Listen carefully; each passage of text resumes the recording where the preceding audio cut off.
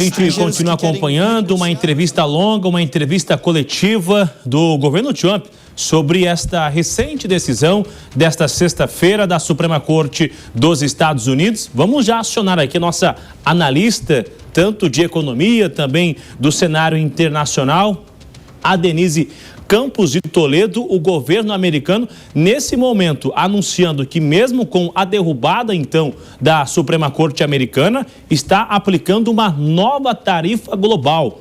Qual é a expectativa de recepção do mercado sobre esse anúncio, ignorando uma decisão judicial, né, Denise?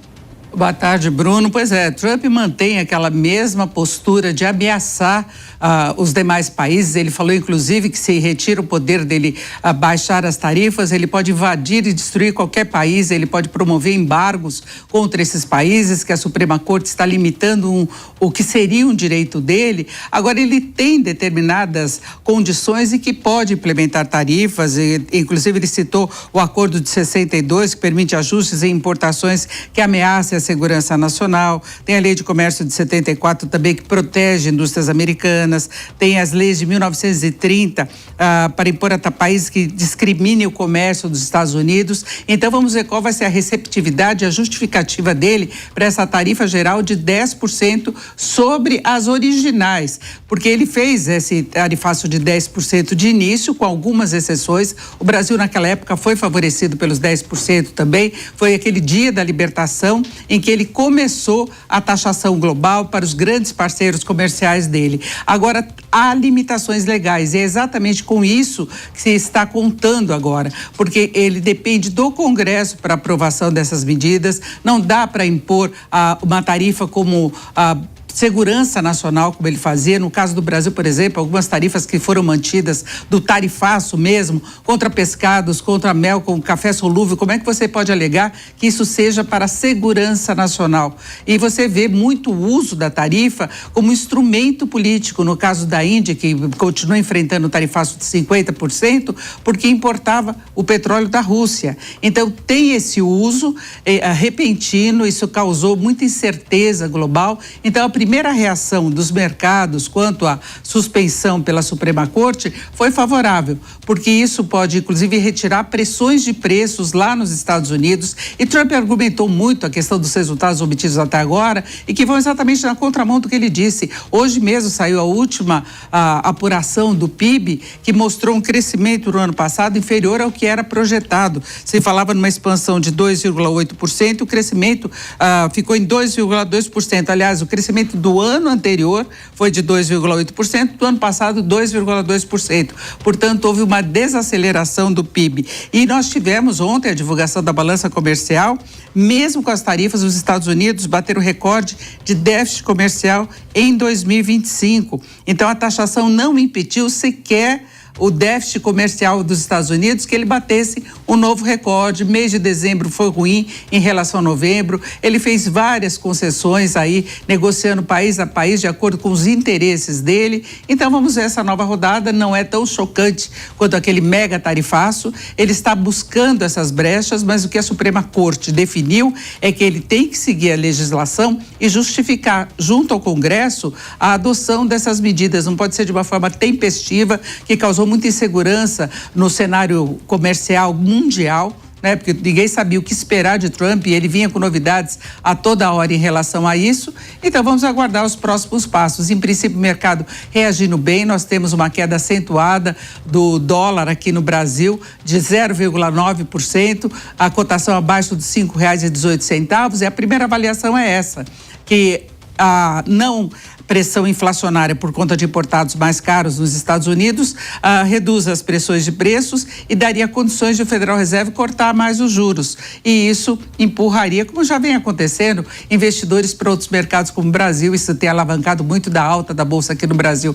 E mais um ponto que eu acho que vale questionar do que Trump disse, ele falou da valorização da alta das bolsas dos Estados Unidos. Isso teve muito a ver com inteligência artificial, que hoje mobiliza, há uma preocupação, inclusive, com o estouro dessa bolha. É um segmento muito específico que vem alavancando o mercado acionário dos Estados Unidos. Na verdade, os Estados Unidos perderam investimentos por esse clima de insegurança provocado por ele.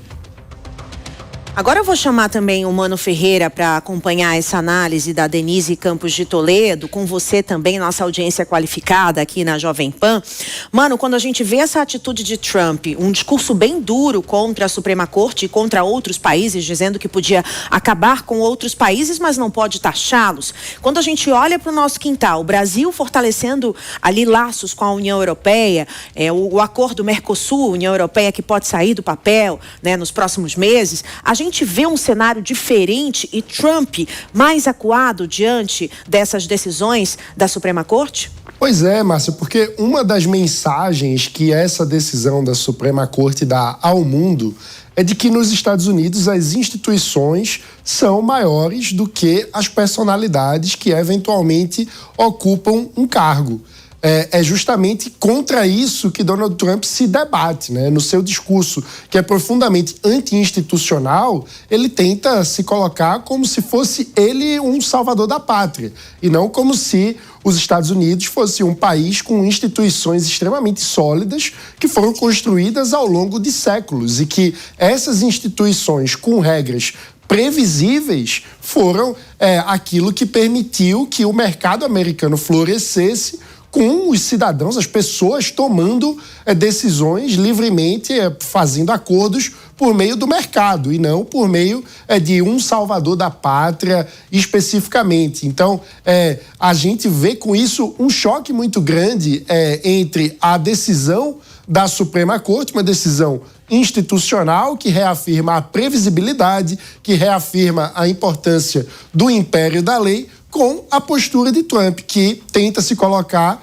como um super salvador da pátria acima de qualquer limitação. No fim das contas, a gente sabe, as pessoas passam e as instituições permanecem. Pois é, vamos chamar o Acácio Miranda também para essa conversa. Acácio, quando a gente vê que a todo momento Trump quer enfraquecer as instituições e como resposta veio agora essa decisão da Suprema Corte. Ao longo prazo, assim, os próximos anos de mandato Trump devem ter uma tendência a insistir nessa narrativa dele ser o xerife do mundo, dele montar um acordo de paz mundial, dele acabar com todas as guerras. Ele vai insistir também em taxações ainda, mesmo perdendo cada vez mais esse apoio dentro da Suprema Corte e na própria instituição mesmo do povo americano, na própria opinião pública, ele vem perdendo apoio. Como que você acha que vai ser Trump, que claro, é muito imprevisível, nos próximos anos aí, ele vai manter essa linha dura ou deve ceder? Márcia, ele manterá essa linha dura. E eu não acho que seja propriamente por desrespeito às instituições. Mas Donald Trump tem duas características que lhe são muito presentes: o ego e o populismo. Trump é pautado pelo seu próprio ego. Eu tenho opiniões muito parecidas com a do Mano, mas eu vou discordar num aspecto. Donald Trump não se acha o salvador da pátria. Ele se acha maior que a pátria. E por conta disso, ele acaba atropelando as instituições, ele acaba desrespeitando as instituições e acaba desrespeitando tudo aquilo que é contrário aos seus pessoais interesses. Em segundo lugar, Donald Trump é um populista que lida muito bem com a mídia, que lida muito bem com a comunicação. Você bem disse, Márcia, ele vem sofrendo um desgaste por parte dos norte-americanos. E a melhor forma de Donald Trump retomar o protagonismo e o apoio dos seus entusiastas é exatamente arrumando uma confusão.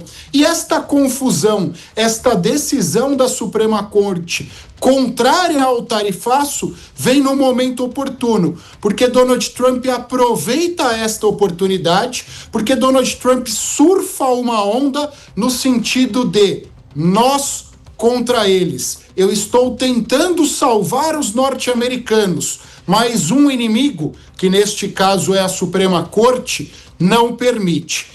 Repito, isso é mais narrativa do que uma estratégia concreta, porque ele sabe e tem muitos interesses. Portanto, ele não vai atropelar uma decisão judicial. Porque no fim do dia, Donald Trump, por mais caótico, egocêntrico e populista que seja, é alguém muito inteligente. E ele sabe que existem brigas que valem a pena e brigas que não valem a pena.